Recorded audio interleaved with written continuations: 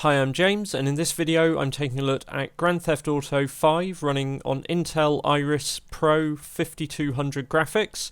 This is as found in, say, the entry-level Retina MacBook Pro 15-inch. So we're not looking at an Ultrabook chip here. This is a quad-core with the GT3E Haswell graphics. And as you can see from the settings we had there, we're running this in the built-in benchmark in Grand Theft Auto 5 at 1366 by 768 and medium to low level detail settings. Most settings are on sort of normal, but some of the fancier effects are disabled just to try and reduce the load and keep performance sort of playable.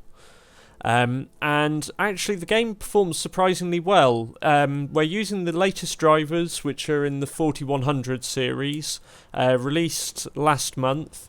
Unlike AMD and Nvidia, there are no, that I'm aware of, specific GTA 5 drivers released by Intel yet. But yes, performance seems good. We can see here in the daylight scenes with less lighting effects, we're getting 50 to 60 frames per second, and these initial tests run through different day and night cycles. We can see here it's a little lower as we've got longer draw distances, and as we go to night the frame rates drop into the 30s with more lighting.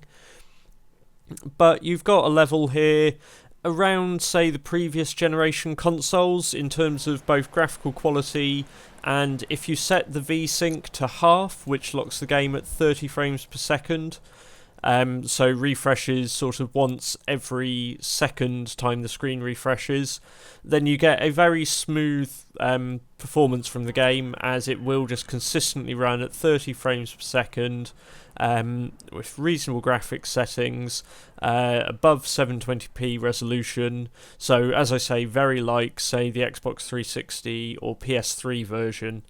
Obviously with a card like this you're not going to get up to sort of, or a graphics solution like this, you're not going to get up to Xbox One or PS4 levels of performance.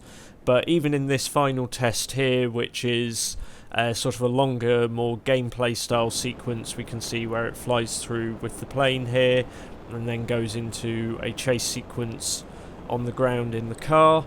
The frame rates average, I believe, 43 frames per second through this final sequence, and very rarely dip below 30 frames per second. So if you play on that half VSync setting, you should have a good, smooth level of performance with the game, and it should be easily playable even in sort of multiplayer scenarios. I hope you found this video useful and interesting. Please subscribe to our channel and check out the other content we've got with games such as Grand Theft Auto 5 running on Iris Pro 5200 and other graphics solutions. Thanks for watching.